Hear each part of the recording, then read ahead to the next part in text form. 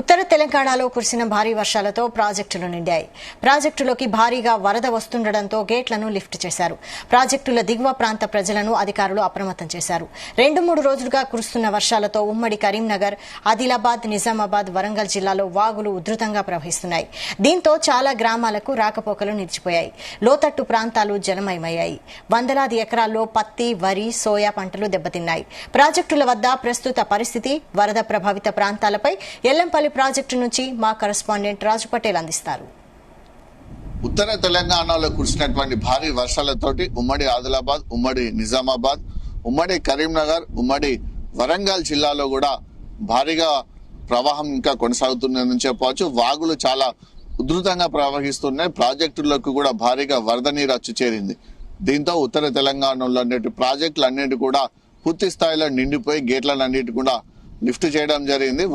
వరదల యొక్క ఉధృతి అయితే ఇంకా కంటిన్యూ అవుతుందని చెప్పవచ్చు. వాగుల యొక్క భారీ ప్రవాహానికి చాలా గ్రామాలకు రాకపోకలు నిలిచిపోయాయి.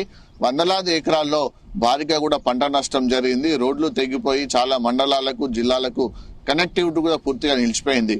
సో భారీగా నిండినటువంటి ప్రాజెక్టుల గేట్లను అన్నింటిని కూడా అధికారులు లిఫ్ట్ చేశారు. ప్రస్తుతం మనము మంచిర్యాల జిల్లాలో ఉన్నటువంటి ఎల్లంపల్లి ప్రాజెక్టు వద్ద ఉన్నాము. ఎల్లంపల్లి ప్రాజెక్టుకి ఎగువ నుంచి భారీగా వరద నీరు వచ్చి చేరుతుంది. ముఖ్యంగా ఎల్లంపల్లి ప్రాజెక్టులోకి కడెం నుంచి వచ్చినటువంటి ఇన్ఫ్లో తోటి ఎల్లంపల్లి ప్రాజెక్టు కంప్లీట్ గా నిండిపోయింది.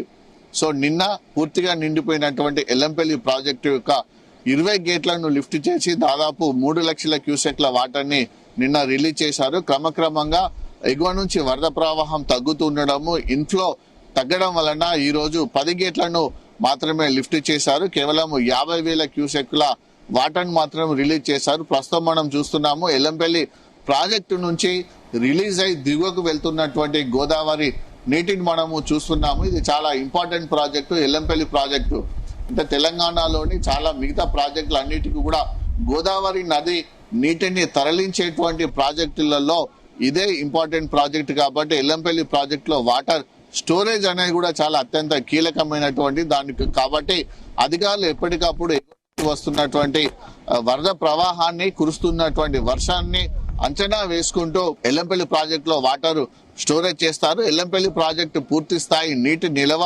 20.175 టీఎంస్ ల గాను ప్రజెంట్ అయితే 18 టీఎంస్ ల వాటర్ ని స్టోరేజ్ మాత్రమే ఉంచుకున్నారు. మిగతాదంతా ఖాళీగా ఉంచడం జరిగింది. ఎగువ నుంచి వస్తున్నటువంటి ఫ్లడ్ ఆధారంగా మరిన్ని గేట్లను లేపడం కానీ, లేకుంటే ఫ్లడ్ ఏమి రాకపోతే ఈ 10 గేట్లను కూడా కంప్లీట్ గా క్లోజ్ చేయడం కానీ అధికారులు డెసిషన్ తీసుకునే అవకాశం ఉంది. సో ఉమ్మడి ఆదిలాబాద్ జిల్లాలోని మరొక ప్రాజెక్టు అటు కడెం ప్రాజెక్టు చాలా ముఖ్యమైనటువంటి ప్రాజెక్టు. కడెం ప్రాజెక్టు గేట్లను కూడా నిన్న కంప్లీట్ గా లిఫ్ట్ చేశారు. 18 గేట్ల కానీ 17 గేట్లను లిఫ్ట్ చేసి ఆ కడెం ప్రాజెక్టు వస్తున్నటువంటి వరదనంతని కూడా దిగువకు పంపించడంతో అది గోదావరి నదిలో కలిసి ఎల్లంపల్లి ప్రాజెక్టులోకి కడెం ప్రాజెక్టు వాటర్ వచ్చింది. సో భారీ వర్షాలు లేకపోవడము, ఎగువ నుంచి ఫ్లడ్ ఎక్కువగా లేకపోవడంతో ఈ రోజు కడెం ప్రాజెక్టు గేట్లను అన్నిటిని కూడా క్లోజ్ చేయడం జరిగింది. కడెం ప్రాజెక్టుకు ఎక్కువగా వరద ప్రభావం తగ్గడంతో గేట్ల అన్నిటిని క్లోజ్ చేశారు. ఇక స్వర్ణ ప్రాజెక్టు, గడ్డన్న ప్రాజెక్టు, అడా ప్రాజెక్టు యొక్క సిచ్యువేషన్ కూడా అదే ఉందని చెప్పవచ్చు. వరద వస్తే గేట్లను లిఫ్ట్ చేస్తున్నారు, వరద రాకుంటే గేట్లను అయితే క్లోజ్ చేస్తున్నారు.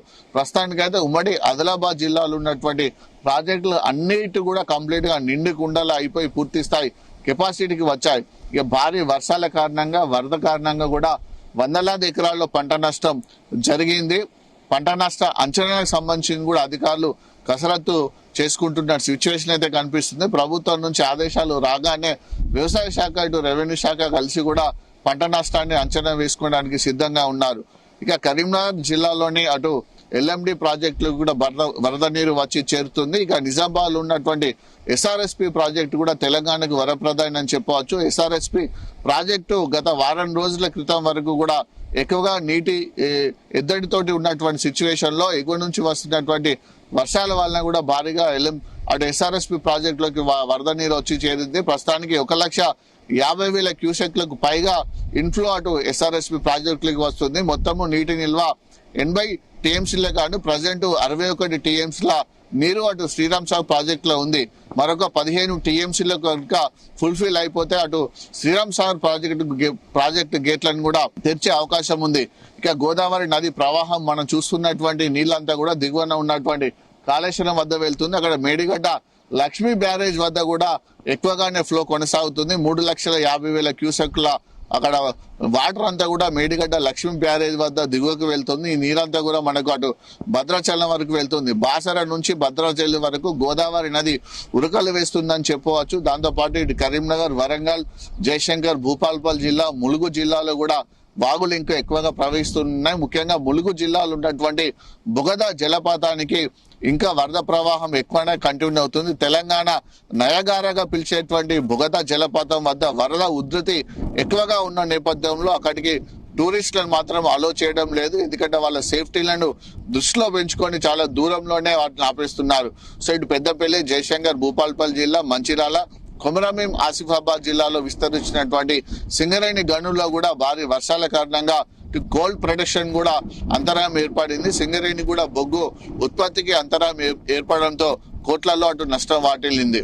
సో ఓవరాల్ గా చూసుకుంటే మరొక 48 గంటల పాటు వర్ష సూచన ఉత్తర తెలంగాణ జిల్లాలో ఉన్నటువంటి పరిస్థితులలో అటు పూర్తి స్థాయిలో అధికార యంత్రాంగం అప్రమత్తమైంది. లోతట్టు ప్రాంత కాలనీలను కానీ ప్రజలు కానీ ఎప్పటికప్పటిగా అలర్ట్ చేస్తున్నారు. ప్రాణాపాయ స్థితిలో ఉన్నటువంటి సిచ్యువేషన్ లో, వరదల్లో చిక్కున్నటువంటి సిచ్యువేషన్ లో వాళ్ళకి సహాయక సహకారాలు అందడానికి కూడా జిల్లా అధికార యంత్రాంగం పూర్తి స్థాయిలో అప్రమత్తమైంది.